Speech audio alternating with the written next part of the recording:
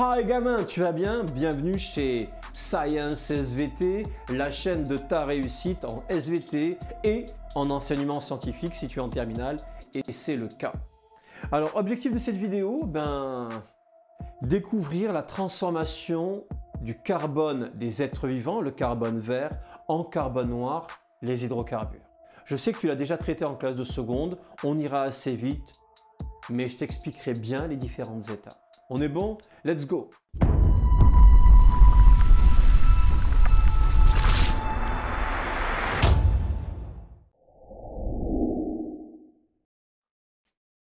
Petit rappel, l'atmosphère contient une certaine quantité de carbone, 860 gigatonnes.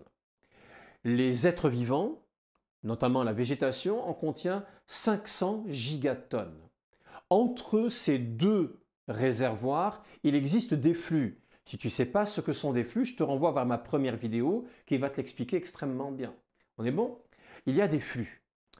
Quand les êtres vivants respirent, animaux et végétaux, quand ils respirent, ils transforment le dioxygène en dioxyde de carbone. Il y a donc libération de carbone dans l'atmosphère. Inversement, les végétaux ont la capacité de réaliser la photosynthèse, à savoir la fixation du carbone dans la matière vivante. Ce sont donc deux processus qui sont opposés. Mais ce qui est intéressant, c'est que ces deux processus, respiration d'un côté et photosynthèse de l'autre, sont des flux opposés mais équivalents. On a donc compris que la biosphère et l'atmosphère échangent du carbone, c'est ce que je viens de te démontrer ici, mais de façon équivalente. On est bon? Bien sûr qu'on est bon, facile à retenir.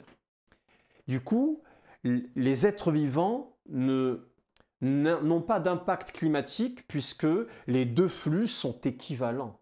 L'atmosphère ne s'enrichit donc pas en CO2. Le carbone des êtres vivants, c'est vrai, peut partir dans l'atmosphère grâce à la respiration, mais il peut aussi passer dans le sol où il sera piégé, fixé. Petite illustration très simple, j'ai ici des êtres vivants et j'ai là le sol. Eh bien, le sol va récupérer le carbone des êtres vivants et va pouvoir en stocker 2000 gigatonnes. C'est énorme, c'est plus que dans l'atmosphère. La question se pose, mais comment le sol récupère-t-il le carbone des êtres vivants? Eh bien, par décomposition. Quand un être vivant meurt, une feuille tombe par terre, un animal meurt, quand un être vivant meurt, la matière organique, sa biomasse morte, va être décomposée. Pour pouvoir se décomposer, le dioxygène est capital, ça se fait par oxydation. Pas de dioxygène, pas de décomposition. Dioxygène, décomposition. Alors, 99% de la matière organique retourne au sol. Elle retourne au sol à la mort de l'individu. D'accord? Elle retourne au sol. On a donc un réservoir qu'on appelle le sol ou pédosphère. Et ce réservoir est donc un réservoir de carbone lui aussi parce qu'il est alimenté par les êtres qui meurent. D'accord? On a donc tout simplement la biosphère qui est en relation avec l'atmosphère, mais aussi qui est en relation avec la pédosphère, qui est la couche supérieure de la lithosphère. On a donc des flux. Bien, alors maintenant, le vif du sujet. Comment le carbone vert, le carbone organique, est-il transformé en hydrocarbures? On est bon? Let's go. Il était une fois de la matière vivante dans les océans. Je vais prendre cet exemple-là. Cette matière vivante constituée d'animaux et de végétaux, voilà, donc de matière contenant du carbone. À la mort des individus, ils plongent progressivement, ils tombent sur le fond. Comme l'eau contient du dioxygène, ils devraient subir une décomposition par oxydation, c'est ce qu'on vient de voir. Donc, première étape, la biomasse morte, tombe sur le fond, on parle de sédimentation de biomasse morte. Sédimentation, c'est-à-dire que ça tombe sur le fond. Deuxième étape, il n'y a pas que de la biomasse morte qui tombe sur le fond. Cette biomasse peut être recouverte par des couches de particules minérales, on appelle ça des sédiments. Et quand on les recouvre, quand on recouvre la biomasse morte par les sédiments, on protège cette biomasse. Je m'explique. Millimètre par millimètre, la biomasse va être recouverte par des sédiments.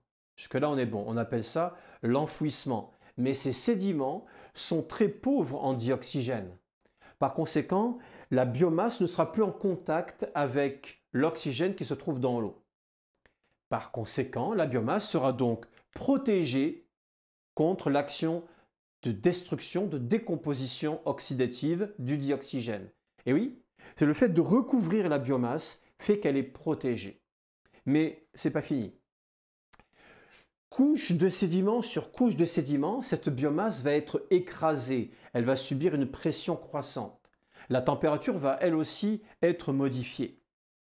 Couche après couche, on écrase la biomasse. Et cette biomasse morte, dans de nouvelles conditions de pression et de température, cette biomasse morte va subir une transformation. Cette transformation se fait par, je viens de le dire, augmentation pression-température, mais cette transformation a une conséquence majeure. L'eau va être évacuée, par exemple, et par conséquent, dans cette biomasse morte, on va se retrouver avec une concentration en carbone. La quantité de carbone va augmenter progressivement dans cette biomasse morte. On est bon? On est bon. Mais ce n'est pas fini. Du coup, les roches vont contenir de plus en plus de carbone. On parle alors de roches carbonées, de gisements si tu veux. Alors, c'est très simple. Si cette histoire se passe en milieu continental, tu obtiens du charbon à partir des végétaux continentaux. Si cette histoire se passe en milieu océanique, tu obtiens du pétrole et du gaz naturel. Voilà. Explication très simple. On peut donc dire que la biosphère, qui est une source de carbone majeure, fournit la lithosphère en roches carbonées, en roches contenant des hydrocarbures.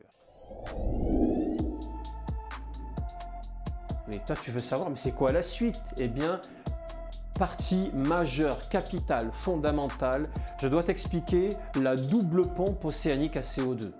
La double pompe océanique, c'est vraiment un truc de malade. C'est ce que surveillent les spécialistes du climat. Est-ce que l'océan est capable d'absorber le CO2 qu'on a mis en trop dans l'atmosphère? Tu comprends que c'est une question majeure. Gamin, mes explications, j'espère qu'elles te semblent super claires. Si ce n'est pas le cas, n'hésite pas. Mets-la en commentaire. Mais si l'explication te semble claire, mais moi, waouh, j'ai tout compris. Ça compte pour moi. Autre chose, tu fais peut-être partie de ces individus qui me regardent sans être abonné. Mais n'aie pas peur, gamin. Abonne-toi. Abonne-toi. Moi, ça me fera plaisir. Je me dirais que derrière l'écran, derrière la caméra, il y a des gens qui sont contents de ce que je fais. On est bon? Gamin, n'oublie pas de cliquer sur la vidéo suivante. Je te dis à ciao, ciao. À très bientôt, gamin. Porte-toi bien et t'étais chez Science, la chaîne de ta réussite. Ciao, ciao, gamin.